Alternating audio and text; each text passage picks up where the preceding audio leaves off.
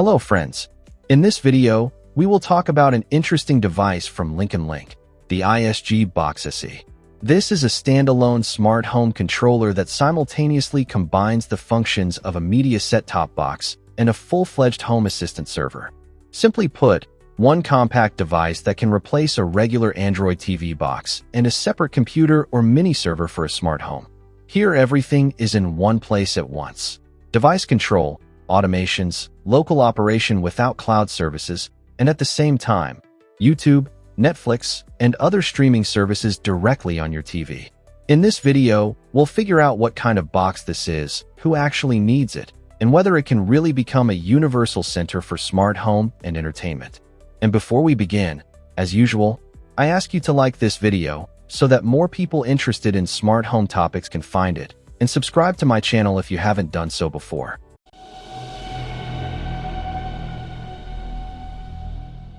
Device type: a controller that combines a TV media set-top box and a home assistant smart home server. Inside, a quad-core processor is installed with a clock speed of up to 1.8 GHz. RAM capacity, 4 GB. Built-in storage, 64 GB. Network interfaces, a wired Ethernet port, as well as Wi-Fi with support for 2.4 and 5 GHz and Bluetooth. Physical interfaces on the case include an HDMI output for connecting to a TV, 2 USB ports for external devices, and an AV output. Power is supplied by an external adapter rated at 5 volts, 2 amps. The package includes a European 2-pin plug. Dimensions: 96 by 96 millimeters. Height about 20 millimeters. Weight: approximately 130 grams. Moving on to the packaging. In front of us is the front side of the LinknLink iSG Box SE box. Here the device model and its positioning are indicated, an all-in-one universal smart gateway. The image shows the box itself and the remote control, which immediately indicates the media set-top box format for connecting to a TV. At the top, the supported ecosystems and voice assistants are shown. At the bottom, the main protocols and technologies the device works with. On the back side, the main specifications are listed: the device name, model, RAM and built-in storage capacity, power parameters, Wi-Fi and Bluetooth support, as well as information about the remote control and the mobile application. Everything I mentioned earlier.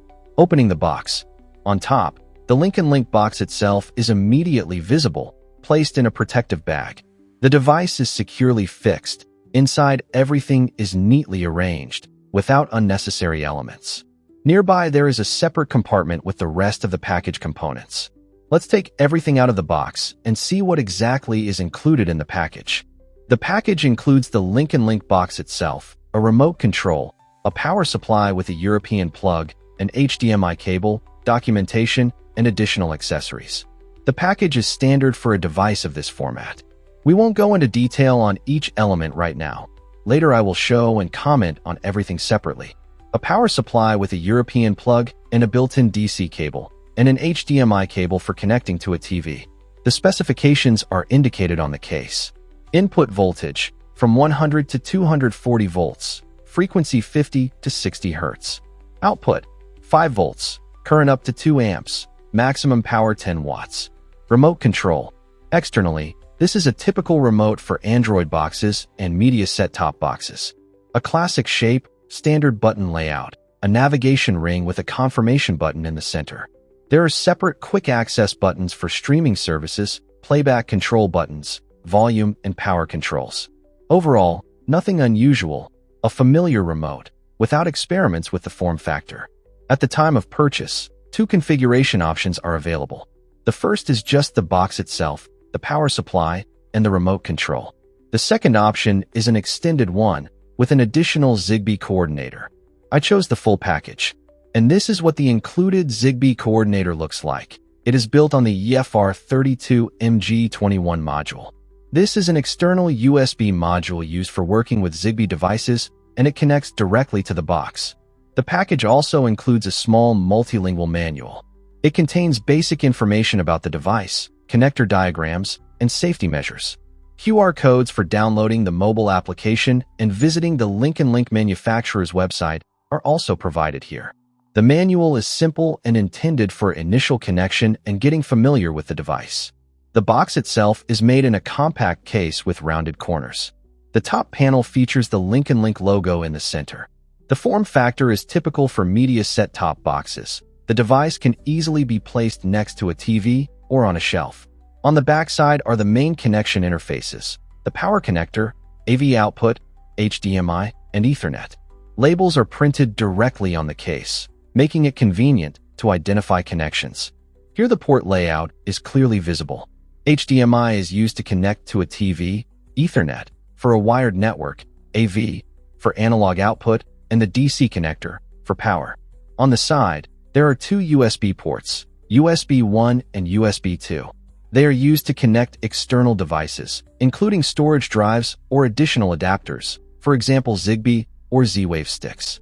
On the bottom, there is an information sticker with the iSG Box SE model, power parameters, memory capacity, and certification. In the corners, there are rubber feet to prevent the device from sliding on the surface. After connecting the box to a monitor and supplying power, the startup screen appears. The box boots in initial setup mode. At this stage, the device is not yet connected to the network, which is clearly indicated on the screen. Basic navigation is available here, as well as a button to proceed to Wi-Fi setup. On the startup screen, you can immediately select the interface language. The list of languages is quite large. Scrolling is done using standard controls, and the selection is applied immediately. Next, the network connection is performed. In the Network and Internet section, Wi-Fi setup is available. Available wireless networks are displayed. There is Manual Network Edition and additional parameters. After selecting a network, the password input screen appears. A standard on-screen keyboard is used, controlled by the remote. There is an option to show the entered password. The network connection process is no different from ordinary Android devices. After successfully connecting to the internet, the LinknLink Service User Agreement is displayed. Here you need to accept the terms of use of the cloud platform. Otherwise, further setup and operation of the device are impossible. After accepting the user agreement, the LinknLink account login screen appears. Several options are available: login with a username and password, or authorization via a QR code using the scanner in the mobile application. I already have the application installed, since I previously used devices from this manufacturer. Links to their reviews can be found in the video description. After logging in, the box appears in the list of devices in the application. Basic information is displayed here: connection status, IP address, and child devices. After authorization, the box prompts you to select a home to which it will be linked. There is an option to create a new one, but in my case the smart home had already been created earlier as part of previous setups. After completing the initial setup, we arrive at the main screen of the device. The interface here is typical for Android boxes: a desktop with widgets, a side navigation panel, and a top status bar. In the upper right corner, system icons and notifications are displayed. Among them, an update notification is visible. Before moving on to a detailed system overview, it makes sense to first check for and install the latest firmware version. In the settings, you can see that 3 types of updates are available for the device at once, and all 3 require installation. The first is an update of the box firmware itself. The second is an update of the containers. We will return to this a bit later. And the third is an update of the Home Assistant image, which is created by the device manufacturer rather than by the Home Assistant developers. Why exactly this update approach is used here will be discussed separately later in the review. To download an update, you need to click on its line highlighted in red. For this, it is more convenient to use a regular mouse. We confirm the download and wait for the process to complete. Only after that can the update be installed. The update download progress is displayed directly in this section.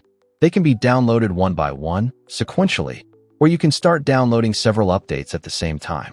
After the download is complete, the system immediately offers to proceed with installation. We confirm the installation. The device will start the update process. The device firmware update installation screen. The system uses the downloaded file and offers to perform the update with subsequent cleanup of the installer. The container update process. The installation progress is displayed. During this time, services are temporarily unavailable.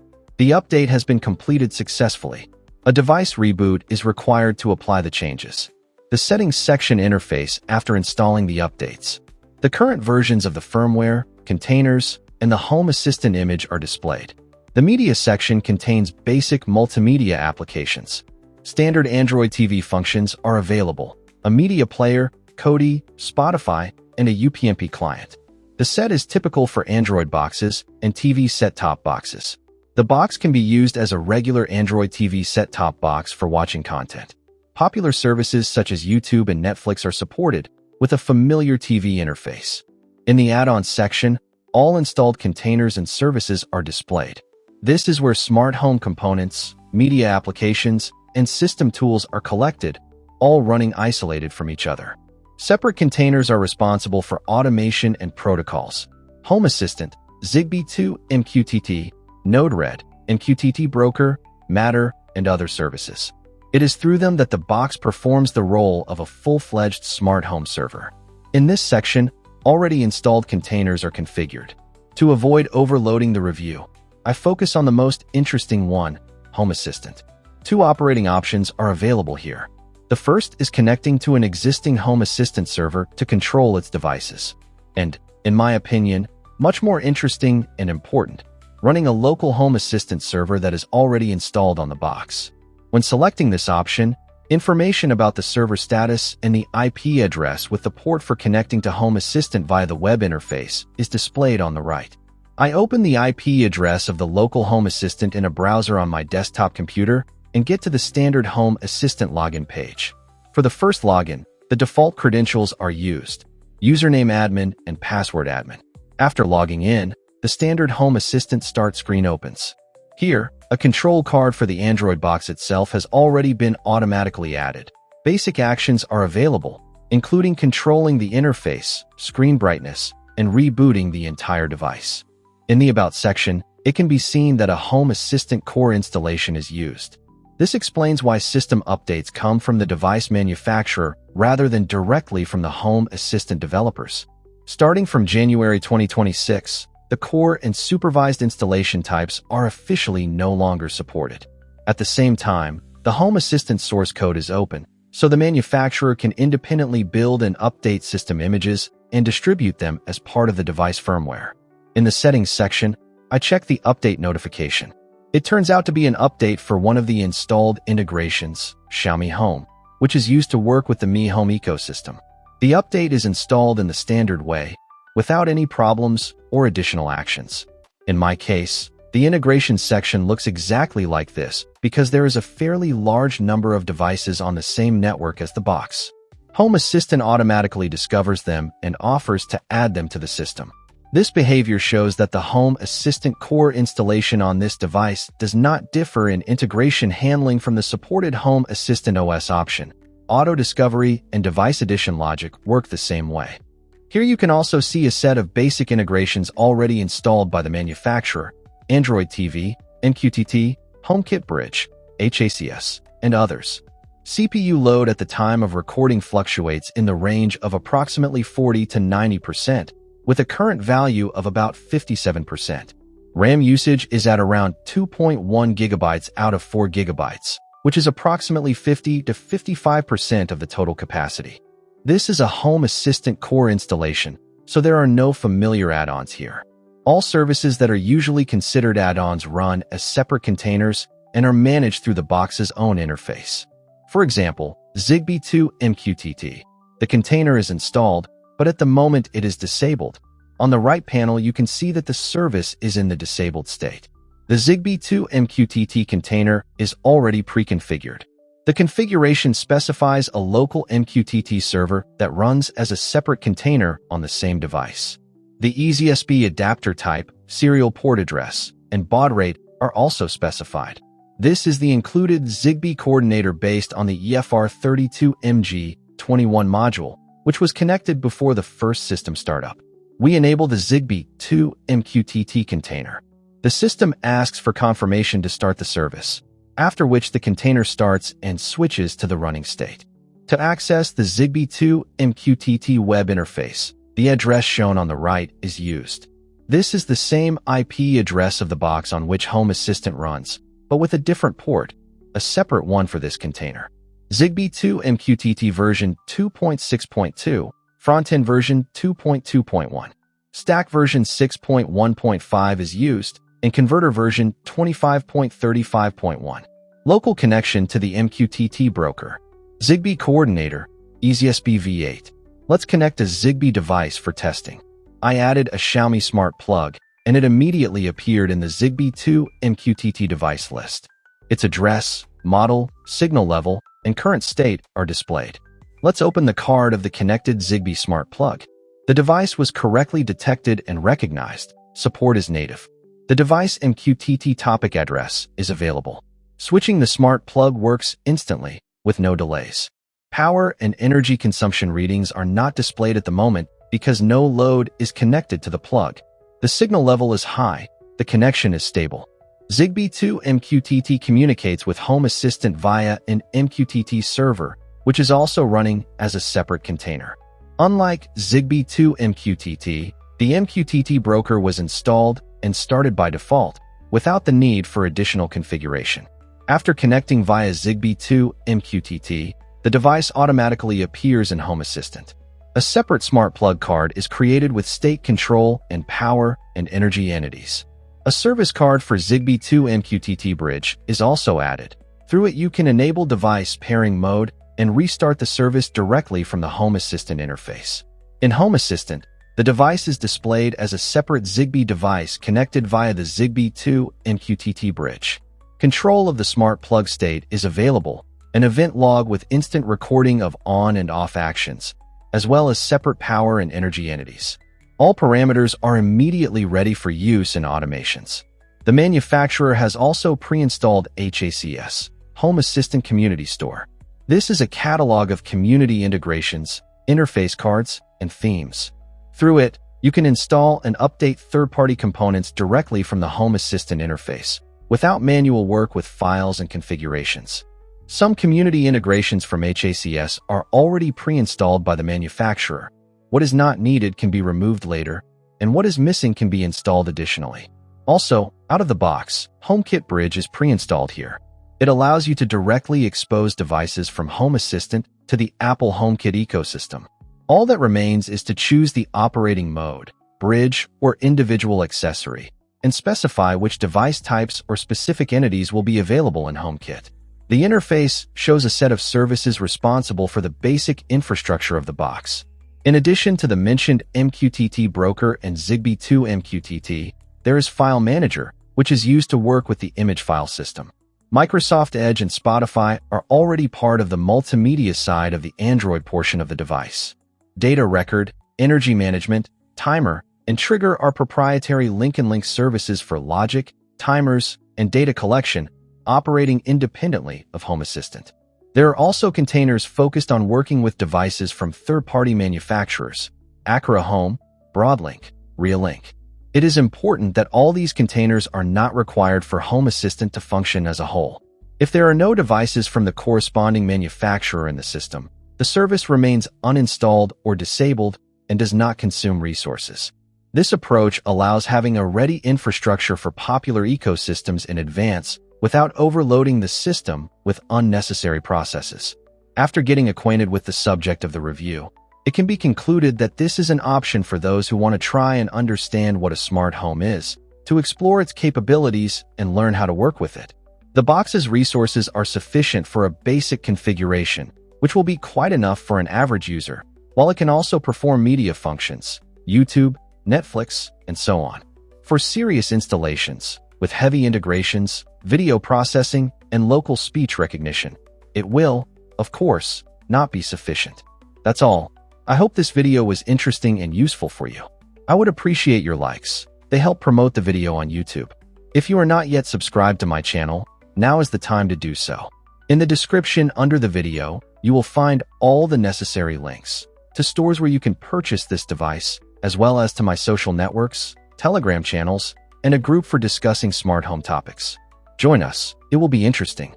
Thank you for your attention. See you next time, and peace to everyone.